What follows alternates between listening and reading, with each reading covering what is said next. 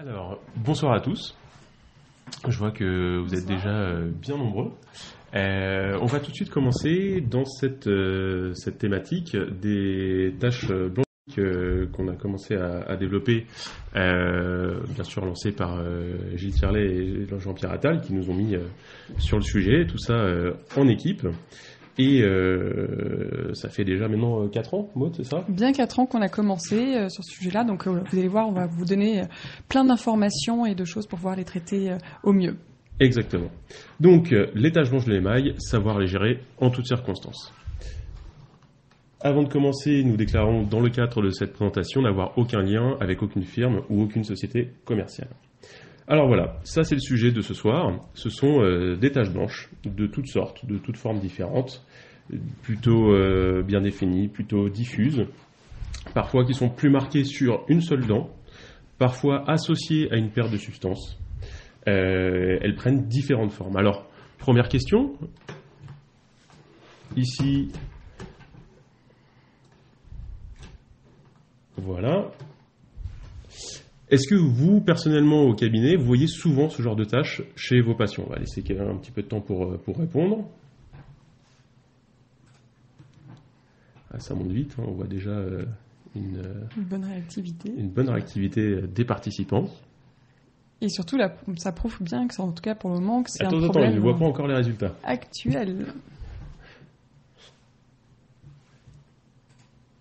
Ok, donc on a 84,6% des praticiens présents ce soir qui rencontrent souvent ce genre de tâches chez les patients.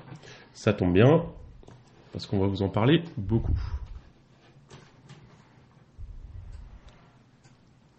Parfait.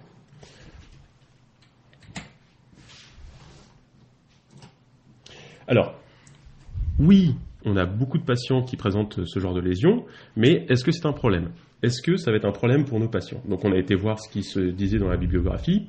Globalement, ces défauts d'émail ne sont pas responsables d'une grande détresse, mais avec la demande esthétique croissante, on peut s'attendre à une augmentation du nombre de consultations pour le traitement de ces tâches.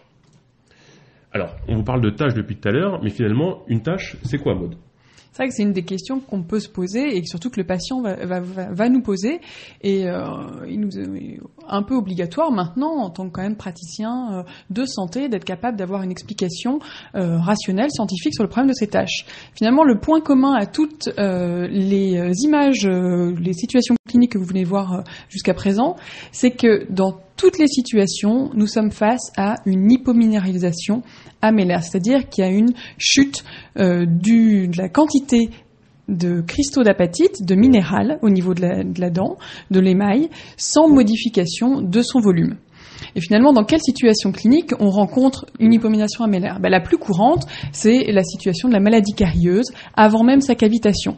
Le phénomène de reminéralisation, déminéralisation par la libération d'acides fermentescibles fait que, dans un premier stade, nous avons des hypominéralisations qui se créent et du coup des taches blanches.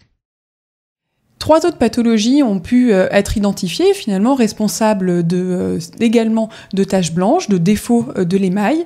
Et celle-ci, par contre, se produit avant même l'éruption de la dent, c'est-à-dire lors de l'amélogénèse, la formation de l'émail.